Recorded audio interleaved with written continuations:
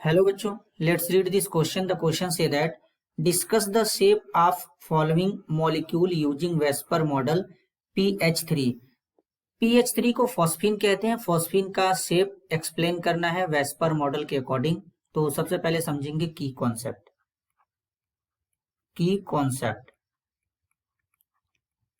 Concept होगा shape of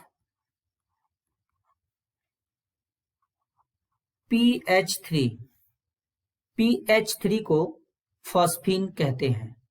तो इसके शेप की बात करेंगे तो उससे पहले जो वेस्पर मॉडल होता है, वेस्पर मॉडल के अकॉर्डिंग सबसे ज्यादा जो रिपल्सन होता है वो लोन पेयर के बीच में होता है, और इससे कम रिपल्सन होता है लोन पेयर बॉन्ड पेयर के बीच में, और इससे भी कम रिपल्सन होता है बॉन्ड पेयर के बीच में.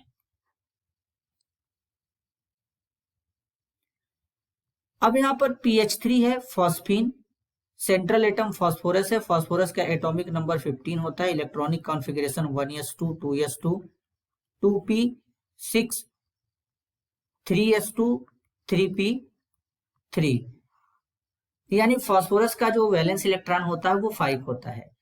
और अगर हाइड्रोजन का इलेक्ट्रॉनिक कॉन्फ़िगरेशन लिखेंगे तो एटॉमिक नंबर 1 होता है, कॉन्फ़िगरेशन लिखेंगे 1s1 होता है. हाइड्रोजन के पास एक अनपेयर्ड इलेक्ट्रॉन होता है. तो अब फॉस्फोरस के साथ में 3 हाइड्रोजन इस तरीके से यहां पर ऐड हो जाएंगे, और सेंट्रल एटम जो फॉस्फोरस है इसके पास एक लोन पेयर यहां पे बच जाएगा, क्योंकि 3 अनपेयर्ड इलेक्ट्रॉन यहां पे है, और इस 3 अनपेयर्ड इलेक्ट्रॉन के साथ में 3 हाइड्रोजन आकर के बॉन्ड बना लेंगे, तो एक lone pair central atom phosphorus के ऊपर बच जाएगा. अब ये लोन पेयर क्या करेगा, इस बॉन्ड पेयर को कंप्रेस करता है, क्योंकि बॉन्ड पेयर में भी इलेक्ट्रॉन डेंसिटी है, लोन पेयर भी इलेक्ट्रॉन डेंसिटी है. तो इलेक्ट्रॉन डेंसिटी में रिपल्सन होगा, तो ये इसको नीचे की तरफ कंप्रेस करेगा. तो कंप्रेस करेगा, जब इसको कंप्रेस कर देगा तो यहाँ पर इसका जो शेप होता है वो पिरामिडल हो जाता है कुछ इस तरीके से.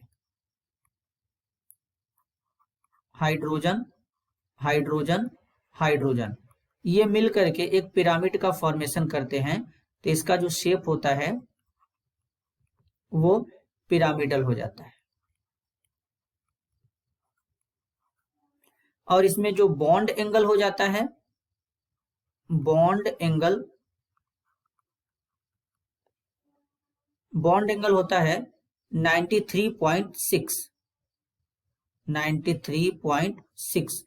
इतने का बॉन्ड एंगल इसमें प्रेजेंट हो जाता है इस रिपल्सन के कारण, और इसका शेप पिरामिडल हो जाता है.